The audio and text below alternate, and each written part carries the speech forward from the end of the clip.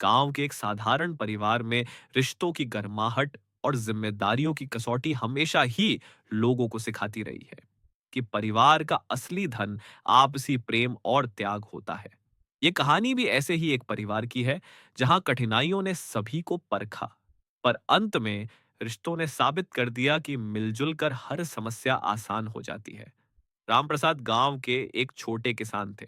उनके परिवार में पत्नी सुनीता, बड़ा बेटा अरविंद, छोटा बेटा मोहन और बेटी पूजा थी।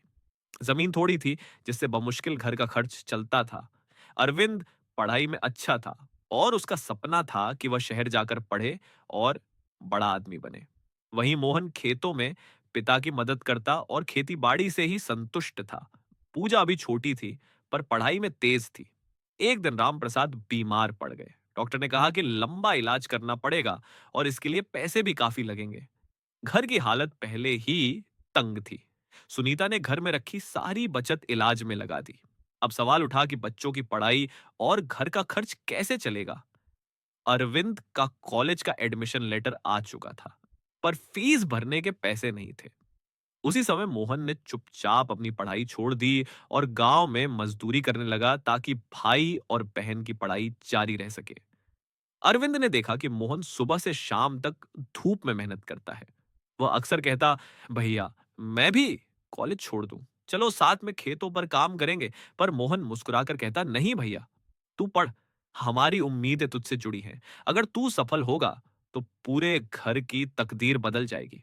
पूजा भी भाई की मेहनत देख आंसू भर लाती। वह कहती, भैया आप क्यों अपना सपना छोड़ रहे हो? मोहन फिर हंसकर कहता, तुम दोनों ही मेरे सपने हो। कुछ साल बीते। अरविंद ने पढ़ाई पूरी की और शहर में नौकरी पा ली। धीरे धीरे उसने अपने परिवार को गांव से शहर बुला लिया।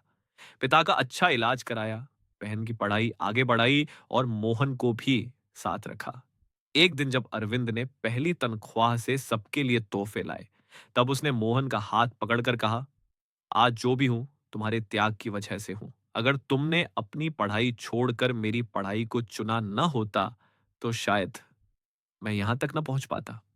मोहन ने मुस्कुराते हुए कहा, परिवार का असली सुख यही है भैया, कि हम सब साथ रहें और खुश रहें। पूजा भी डॉक्टर बनकर परिवार का गर्व बनी।